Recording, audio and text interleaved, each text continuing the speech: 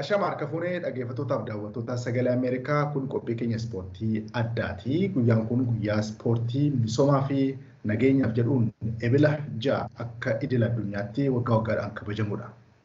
Keessumaa qabna. Keessumaan keenya irraa biyya Suudiin Yuunivarsiitii Maalaardaan irratti kaadhimaa PhD akkasumas immoo barsiisaa kan ta'an Bantii Galataa qabannee dhiyaanneerra. Baga nagaan dhuftan. Galatoom eebbisa, galatoom. Egaan akkuma beekamu akka idil addunyaatti ispoortii misoomaaf nageenyaaf jedhuudhaan waggaa waggaadhaan ebila 6 kabajama. Baranas mata duree ispoortiin misoomaaf nageenyaaf akka addunyaatti uummataaf hojjechuu kan jedhuudhaan kan dhufe. Mee ispoortii fi nageenya misoomas akkamitti ilaaltanii maaltus immoo walitti fida? Hedduu galatoom eebbisaa dhuguma mata dureen kun hedduu barbaachisaadha. Amma yeroo kanatti addunyaan wanti isheen keessa jirtu waan hiika barbaachisuudha. Hiika kana immoo fiduu kan dandeenyu waloodhaan. Isarratti kan nama waloomsu, kan uummata kana biyya lafaarraa waloomsu ispoortii akka ta'e eenyuyyuu ni beeka. Egaa ispoortiif nageenya maaltu walitti fida kan jettirra nagaan dhuunfaarraa ka'a. Nagaan abbaan tokko dhuunfaatti yoo nagaa qabaate ollaa isaatiif nagaa qabaata, hawaasa isaatiif nagaa qabaata, biyyaafis akkasuma. Ispoortiin egaa nagaa akkamitti namaa laata yoo jedhame fayyaa qaamaatii fi fayyaa xiinsammuu waan namaa fiduuf fayyaan kun immoo misoomatti, barnootatti, hojjetanii buluutti, hawaasummaatti nama kakaasa waan ta'eef nagaatu bu'a. Nagaan mana keessa, nagaan ollaa wajjin, nagaan biyyaa wajjin ni ta'a. Kanaaf gama kanaanii barana mata duree kanaan as ba'uu isaaniitti hedduu nama gammachiisa jechuudha.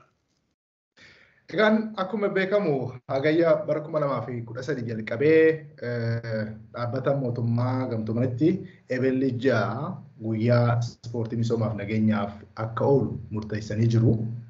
Kunis akkuma beekamu ispoortiin akka addunyaatti iddoo guddaa kan qabudha. Bakka lolli jiru, bakki rakkoowwan adda addaa jiru irraa namoonni yookaan immoo atileetonni beekamoon beekamtii isaanii fayyadamuudhaan hojiiwwan gaggaarii tokkummaa uummataatiif akkasumas immoo nageenya uummataa eegsisuu irratti hojjechaa jiru. Mee kana akkamitti ilaaltan? Egaa biyyi akkuma silee dubbadhee biyya lafaa kana yookiin immoo addunyaa kana nagaa buusuudhaa fi tasgabbii itti gochuudhaa fi waloodhaan walii wajjin hojjechuun hedduu barbaachisaadha. Waloo kana keessatti immoo fakkeenyaaf biyyi keenya nagaa guddoo barbaaddi. Haala amma keessa jirru walloqsuun hin danda'amu. Biyyi keenya nagaa barbaaddi.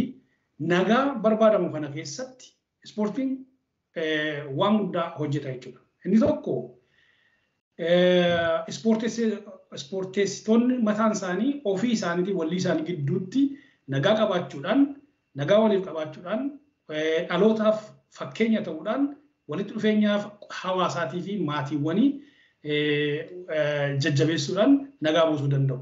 Inni gara biraan immoo daawwattoonni ispoortii yeroo wal argan gamtaadhaan wal jaallachuudhaan, wal kabajuudhaan inni tokko garee isa gara biraa kabajuudhaan garee kan isaa immoo jajachuu fi jajjabeessuudhaan yeroo sana tokkummaa fi jaalala wal gidduutti buusu jechuudha.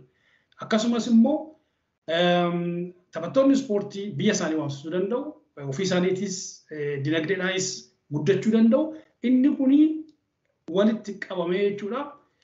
Nagaa biyya keenyaaf, biyya lafaa akkasumas ollaa keenya hundumaatiif nagaa buusuudhaa fi kan inni gumaachuu hedduu guddaadha jechuudha.